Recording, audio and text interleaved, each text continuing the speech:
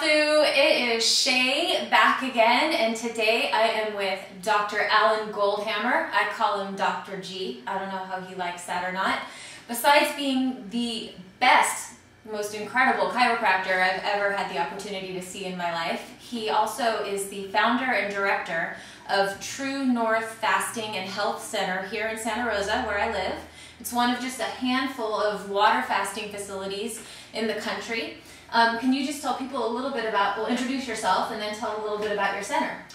Oh, the True North Health Center, we've been here for over a quarter century now. It's our start of our 26th year. And we do have an integrated medical staff. We have doctors of medicine and chiropractic and osteopathy and psychology and naturopathic medicine now. And we specialize in the supervision of detoxification programs, including water and juice fasting, as well as using diet and lifestyle to help people with chronic diseases overcome their problems and learn to eat healthier.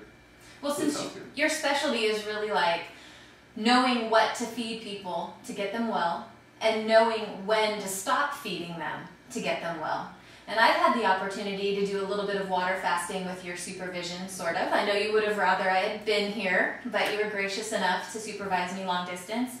And one thing that I thought would be a really great question for the raw food community is I've been noticing on forums that people will say, I'm going to do a fast. I'm going to do a water fast. I'm going to do a juice fast. I'm going to cleanse. And I'll address the cleansing later. But if you could just, I'm noticing that people maybe don't understand like how to prepare for a fast or even what the right reasons to fast are.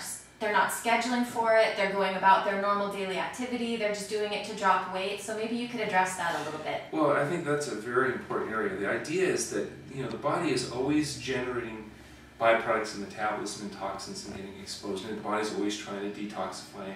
And if you can detoxify faster than you're accumulating materials, you're getting healthier. And if for some reason you're accumulating materials faster than you're able to detoxify, eventually that becomes a limiting factor. So the idea of cleanses and fasting is to give the body kind of an extra edge, a head start, to try to move in the right direction faster than the wrong direction. The best cleanse is to just stop doing the things that are making you toxic to begin with. Stop the meat, fish, fowl, eggs, dairy products, oil, salt, sugar, processed foods, alcohol, coffee, drugs, etc., so that the body's not being overloaded to begin with. And the moment you do that, the body begins to detoxify itself faster than it accumulates. Now let's say though you have an individual that despite their best efforts, they're still not able to overcome an accumulative problem. Well, then you can give it a little edge by lightening the intake even more, by perhaps going on fresh juices or raw foods only, or to probably the most efficient method would be a period of water-only fasting. The problem with water-only fasting is it's a very intense, very rapid form of detoxification, which isn't good for everybody at all times. So sometimes there's a little bit of judgment that takes place when that's actually the best method. Usually the first step is just clean up the diet or lighten up the diet, and for the vast majority of people that's going to be enough for them to start to move in the right direction. Fasting is really in those situations where you need to do it in a massively more intense or rapid way. And with that, the risks that come with that, particularly for people that are on medications or have significant health problems. So it is optimal to be supervised if possible, especially if you have a real serious health challenge. Well, first of all, for cleansing programs, people are able to do that on their own the moment they want to do it. For water-only fasting, that's best done under supervision, just because it is a very intense process and it can get fairly complex, particularly when you're dealing with medical management issues. So for people who are maybe wanting to just, they're not ready for water-only fasting, they're not even ready for maybe even a juice fast, you're talking about the right kinds of foods to eliminate all that stuff and to start feeling better. But what would you, I mean, we've talked about this, you advocate like high raw by volume, well, vegan. If a person's, I mean, the general diet that we recommend is a vegan diet that's free of oil, salt, sugar, and added and processed foods. The ratio of raw and whether cooked foods are included and the degree that they are might have some individual variation, but a cleansing diet is more about what you're not eating than what it is. It's not the juices, it's not the vegetables that cleanse you.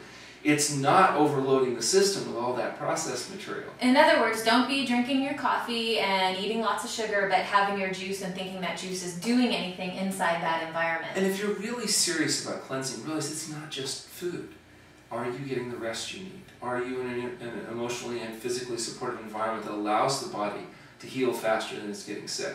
All of those variables become important if you're actually trying to give the body a chance to do what it's doing. What's worse sometimes is a person saying, well, I want to do a cleanse, but I don't want to take off time work, I'm not going to rest, I'm not going to stop drinking coffee, but I'll just stop eating for a few days. You could actually induce more stress in the body than you benefit from, just because you're not actually giving the body an environment where it can try to do what it does best, which is heal itself. Thank you so much for saying that. Yeah, thank you very much. Dr. Goldhamer was one of our most popular speakers for Monday Night Live last year, and he's going to do a couple of different Monday Night Live events this year. He's the author of The Pleasure Trap and The Pleasure Trap, is it cookbook? And the Health Promoting Cookbook. The Health Promoting Cookbook. You can find them at healthpromoting.org.com. All this information will be below this video, and just thank you so much for your time. It's my pleasure. It's a pleasure. Nice to see you again. See you soon. Bye.